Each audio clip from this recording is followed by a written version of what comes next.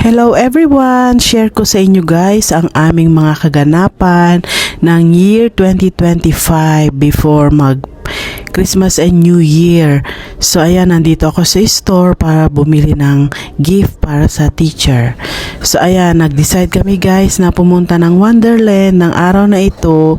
Pero before kami pupunta ay kumain muna kami ng dinner dito sa may Thai Express dahil gusto namin kumain ng rice at ang pinili namin ay yung Thai fried rice. Yan, meron siyang shrimp. Yummy naman siya guys, may kamatis, sibuyas. At ito na nga, nandito na kami guys sa Wonderland. Ayan, dito ang harap ng Wonderland kung saan yung mga decoration nila for Winterfest. Pero hindi kami nagtagal guys dahil sa sobrang lamig.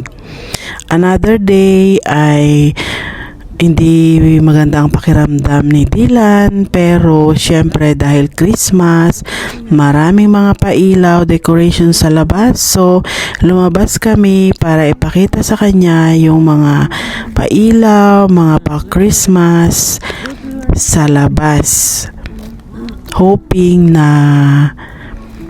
kahit na may sakit siya ay ma-feel naman niya yung yung spirit of Christmas. Ayan, ito yung Christmas tree na pinuntahan namin noon na walang ilaw. Ngayon meron na siyang pailaw. Ayan guys, o diba, napaka cute.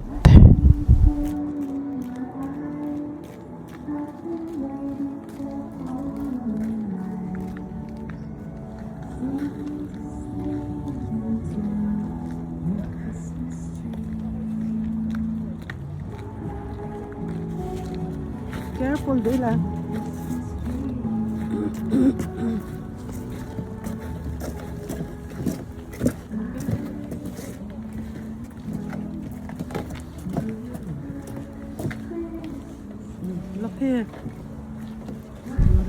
Kahit dito sobrang lamig din kaya hindi rin kami nagtagal. At ayan, nasa car na kami guys. Ito naman yung another view of the Christmas tree. Yan, nag-iiba-iba yung kulay. Ayan, napakasarap panuorin dahil iba't ibang style yung kanilang Christmas tree.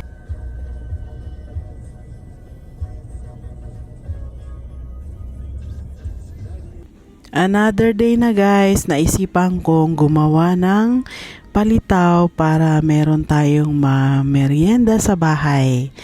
Ayan, palitaw. Kung ano-ano lang niluluto ko na mga simple para hindi na kami bili-bili sa labas dahil parating ang Christmas, maraming pagkain. Ito naman guys, another day, nag-invite yung aking Junakis na kumain kami dito sa malapit sa amin na bagong chicken fish and chips, ganon. So trinay namin kung masarap siya, at kung masarap babalik, pag hindi na. Ayan, yan ang aming mga pa-order na kanyang ini-sponsor. Another day naman guys ay ang pinakahihintay namin na Christmas Carol sa school. At ito na nga, nakapila na kami para pumasok. On time kaming pumunta guys. Kami ang nauna sa pila papasok.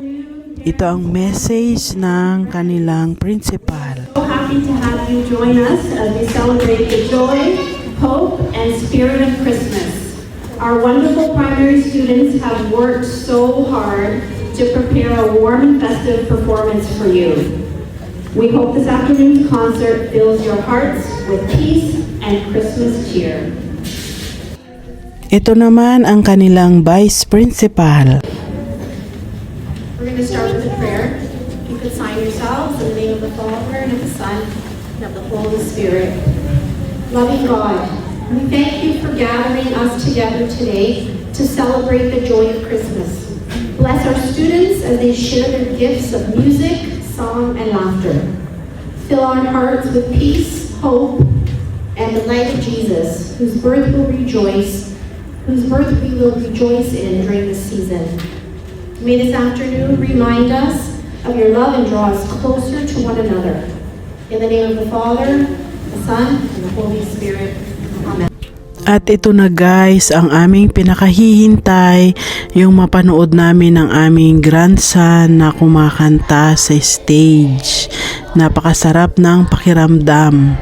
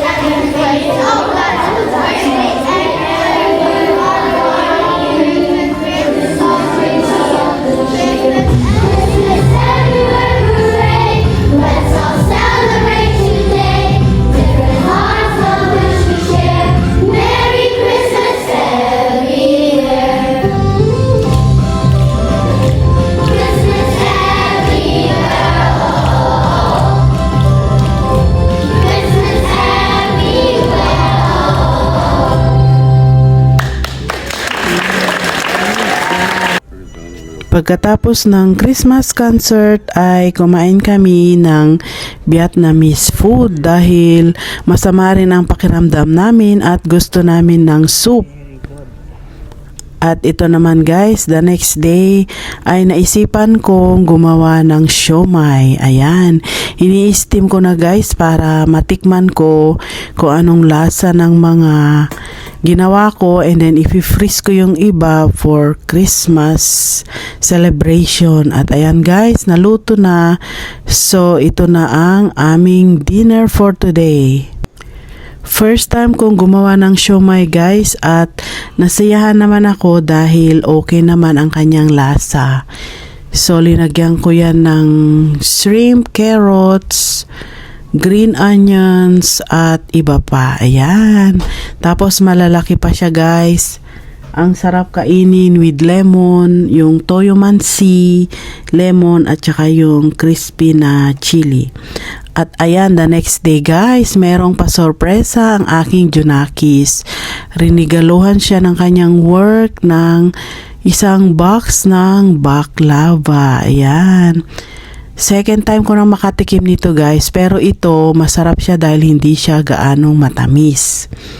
At ito na guys ang aming Christmas Eve. Ayan, hinihintay namin ang Christmas midnight sa ano ba yung tawag doon, yung midnight, para makapagbukas kami ng mga regalo namin sa isa't isa. Ayan, hinihintay namin guys.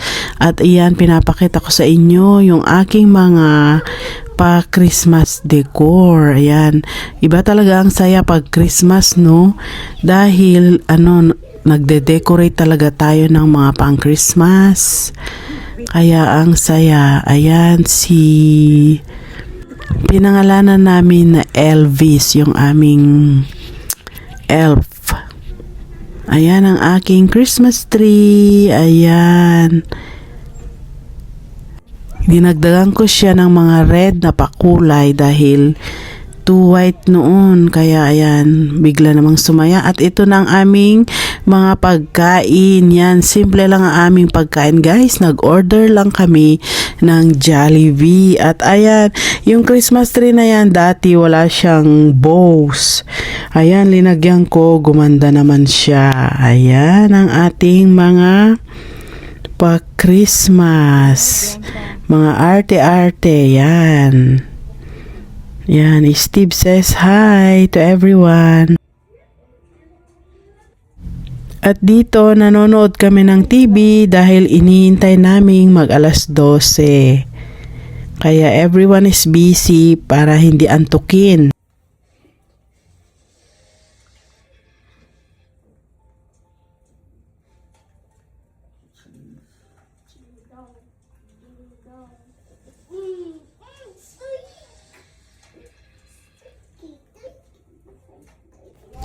Ipakita ko rin sa inyo guys ang aming simpleng Noche Buena. Ayan, Jollibee, chicken, spaghetti, pineapple juice, at saka syempre hindi mawawala ang peach mango pie. Yan ang favorite ng lahat. Ayan guys, antok na yung mga yan, kaya lang tinitiis nila dahil sa mga regalo, excited din sila na katulad ko. I'm sure pagkatapos ng 12:00, nako sigurado tulog kaming. At ito na ang pinakahihintay namin, ang 12:00 ng Christmas Eve, which is Christmas na. So ayan, bigayan na guys ng mga paregalo. Pero hindi ko na naipakita guys, isa-isa. Dahil hindi na rin namin pinakita yung aming mga regalo. So ayan, ang ganap namin nitong Christmas Eve, Noche Buena, paregalo, and so on and so forth. Ayan, Merry Christmas guys sa inyong lahat. Ayan, nagbubukas na si Dylan ng kanyang regalo na Jordan shoes. Yan ang kanyang natanggap sa kanyang mama. Yung kanyang Jordan shoes. Actually, dalawa yung natanggap niya na Jordan shoes this year. Mapapasana all na lang talaga ako. Yan. At dito magtatapos guys ang aming mga ganap before Christmas, during Christmas Eve, at aming mga Noche Buena. Thank you so much for watching, and I will see you again on my next one. Thank you so much. Bye!